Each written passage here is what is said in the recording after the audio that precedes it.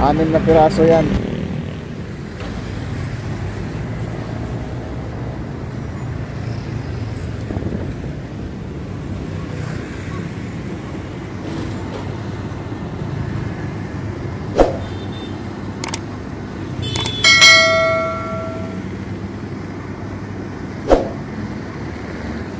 Yan po mga bayan, yung mismong mga board file na ibabaon dyan mismo. Ayun, yung mga rebars. Saka sila mag ano, ayan, doon sa dulo mayroon na siyang rebars, no? Pinaka main poste. Yan po yung ibabaon dyan ngayon mga bayan sa mismong bukay. Pag may lagay, maibaon na po yung 6 na ganyan kahaba mga bayan, halos 10 feet, no? 10 feet or hindi ko po masyadong maano yan mga bayan kung ilang feet po yun ang sukat niya, no? 12 feet or 10 feet, no? Ayan po mga bayan. Ibabaon yan 6 na piraso. Baga square yan. Pagka baon yan mga kababayan, pagbabaon na yan, magbabaon na naman sila ng pile cap. Yung pile cap, yun na yung square ang forma din. Pag mabaon na yung pile cap, saka na sila maghukay huhukay na nila at lilitaw na yung ano mismo, yung mga board pile. Pero bago yan mga bayan, bubuhusan mo na yung 6 na board pile na yan. 6 na piraso po yan mga bayan ang ibabaon dyan, no? Mismo bawat poste ng PNR and SCR. Kaya medyo matrabaho dahil 6 pa na hukay, no? Pagkatapos yan bubuhusan.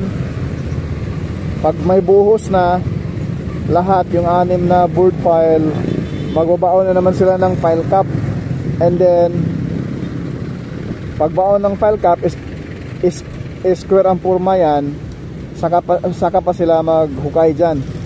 At paglilitaw na yung mga board pile na yan, saka sila maglagay ng mga rebars and then buhos.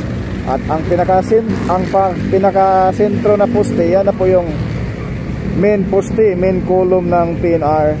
Ganun po. Good morning mga bayan, latest progress po. San Pedro at Santa Rosa City, Laguna mga bayan. Ayan po dito sa may Santa Rosa area mga bayan, masasilayan po natin yung another span na naman po ngayong araw dahil kagabi naglatag din po sila, no? May 21, 2025 mga kabayan, araw Miyerkules, latest progress po. Paspasan na po itong install nitong segmental box girder dito po sa portion ng Santa Rosa City, Laguna. Bukod din po doon sa Niugan, Cabuyao City, Laguna at San Isidro, Cabuyao City, Laguna mga kabayan. So dito sa Santa Rosa area mga kabayan, isang launching gantry pala ang itong kulay pula. Sa Niugan, Cabuyao, Laguna, kulay blue na pangalawang span na po ngayon ang paglatag. Gabi, naglalatag na rin po sila. Cabuyao at Santa Rosa, Laguna mga bayan, naglalatag na rin po ng segmental box girder. Paspasan na po ito mga bayan. Araw at gabi na po ang pag-install nitong segmental box girder. Ayan po mga bayan, masisilayan po natin yung mismong segmental box girder. Ayan na po ay isang span po mga bayan nito ay bali 15 piraso na segmental box girder. Ang bilis. Ayan po mga bayan, napakaganda tingnan at napakakinis. Maraming nagpuna sa atin, ay mapabilis ba daw ito, kukunti lang yung tao na gumagawa dyan. Nasa loob po mga kabayan ng bakal na yan, yung kulay pula. Andyan po yung iba dyan, no? Mga kababayan natin. Hindi po kailangan maraming tao yan mga bayan. Bago tayo mag-comment,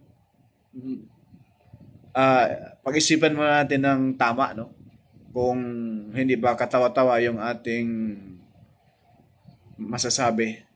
Dahil hindi naman po tayo eksperto. Ang nakakaalam dyan mga bayan, yung mga eksperto dyan, lalo na yung Hyundai Company at itong mga Filipino engineer natin, no?